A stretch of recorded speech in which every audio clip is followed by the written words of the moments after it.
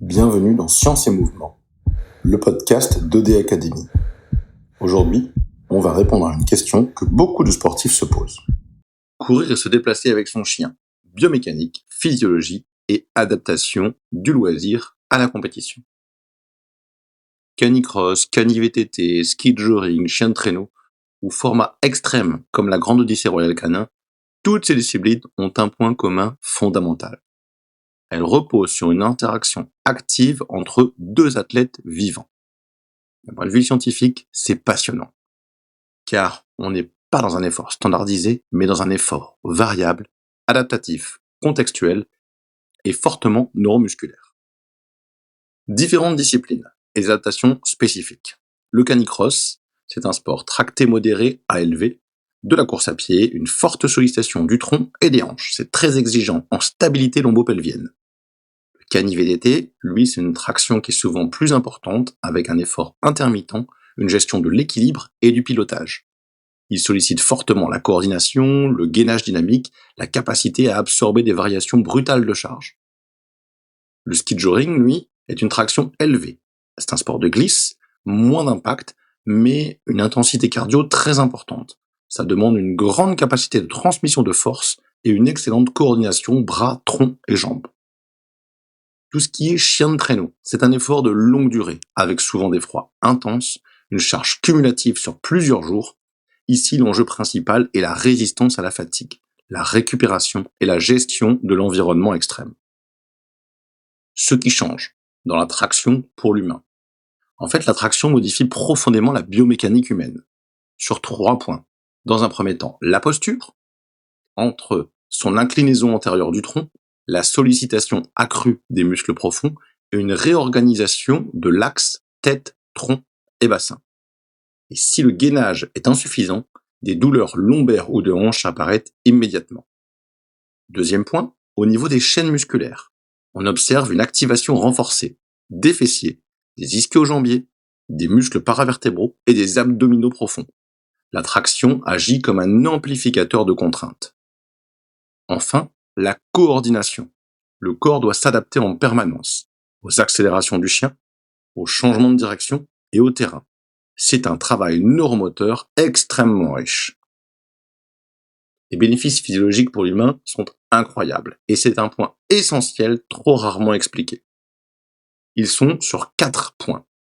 Le premier, l'aspect cardio-respiratoire, car il augmente la VO2 sollicitée, il permet un travail en intensité variable et une amélioration de la tolérance au pic d'effort. C'est excellent pour développer une endurance adaptative et pas monotone. Deuxième point, au niveau du système nerveux, car il permet une forte sollicitation de l'attention, une adaptation permanente et une amélioration de la coordination intermusculaire. Cela développe une fatigue plus nerveuse que musculaire, très intéressante si elle est bien récupérée. Le troisième point est musculo-squelettique. Le renforcement naturel de la chaîne postérieure avec une amélioration de la stabilité articulaire et une meilleure transmission de force. C'est très bénéfique pour des profils bien préparés. Quatrième point, la régulation de l'effort et la perception. Courir ou rouler avec son chien modifie la perception de l'effort, améliore parfois l'adhésion à l'entraînement et diminue la pénibilité mentale.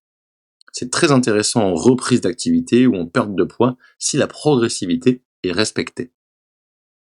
Voyons maintenant au niveau de la reprise de l'activité à la compétition dans différents modèles.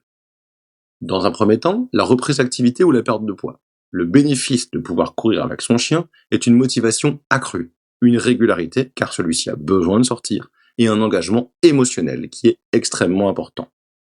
Attention par contre à la charge mécanique majorée, à la nécessité de faire du renforcement préalable et à une progressivité indispensable. Pour ce qui est de la pratique en loisirs structurés, ici l'exemple du canicross et du cani-VTT. Le bénéfice est le développement cardio-neuromusculaire, la coordination et la posture. Ici, le renforcement devient un pilier incontournable. De la compétition au format extrême cette fois-ci, le bénéfice est une très forte capacité d'adaptation. un mental incroyable et une gestion de la fatigue sur plusieurs jours. On est clairement dans une logique de sport de haut niveau, même chez des amateurs très engagés. Parlons maintenant du côté indispensable de l'adaptation au sport féminin. En effet, chez la femme, les pratiques en traction nécessitent une attention particulière, car les variations hormonales influencent la récupération, la laxité ligamentaire, la tolérance à la charge et la fatigue nerveuse. Concrètement, certaines phases du cycle tolèrent mieux la traction et l'intensité, d'autres nécessitent une adaptation avec du volume et la récupération. Il faut absolument intégrer ces paramètres, car cela permet d'améliorer la durabilité, la performance et la prévention des blessures.